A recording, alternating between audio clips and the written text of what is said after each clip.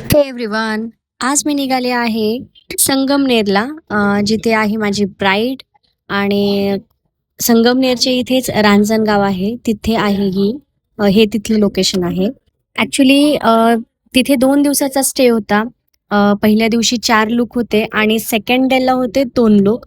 आणि आम्ही आज पोचलो होतो. सो आज त्यांचा होता टिळ्याचा कार्यक्रम होता, साखरपुडा होता, शिवाय त्यांची हळद होती, एंगेजमेंट होती.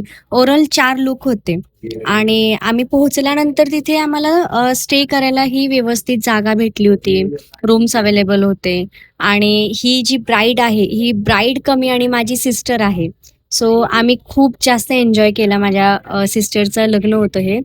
तर तिने तिचे प्रत्येक लूकसाठी ती इतकी प्रिपेअर होती की तिने तिचा प्रत्येक लूक आधीच विचार केलेला होता, की माझी साडी अशी हवी आहे, माझा ब्लाऊज असा हवा आहे, माझं प्रिपरेशन असं करणार आहे. आणि तिचा सगळ्यात महत्त्वाचा माझ्यावरचा विश्वास, की राधा माझे सगळे लूक चांगले करणार आहे. सो तो जो एक विश्वास होता ना, तो विश्वास घेऊन आम्ही म्हणजे आम्ही पुढे गेलो, काम केलं आम्ही.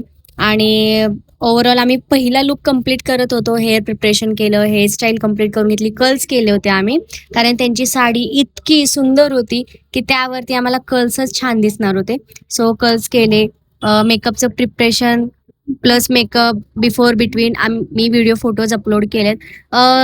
त्यानंतर आम्हाला पुढच्या बाकीच्या लुकसाठी आम्हाला व्हिडिओज फोटोज करायला अजिबात वेळ भेटला नव्हता. कारण एकाच दिवशी 4 लूक होते आणि वेळही खूप कमी होता. त्यामुळे खूप जास्त गडबड झाली. इवन आम्हाला संध्याकाळी तिथे त्यांचा प्रोग्राम सुरू व्हायलाच थोडा वेळ जास्त उशीर झाला. आणि तिथून पुढे आम्हाला आमचं आवरण्यातही थोडा वेळ गेला होता.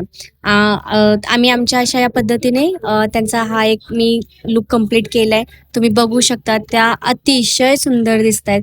खूपच भारी दिसतायत. त्यांची साडी, त्यांचा लूक खूप मस्त. हा होता त्यांचा पहिला लूक. आणि कमेंटमध्ये नक्की सांगा तुम्हाला त्यांचा पहिला लूक कसा आवडला.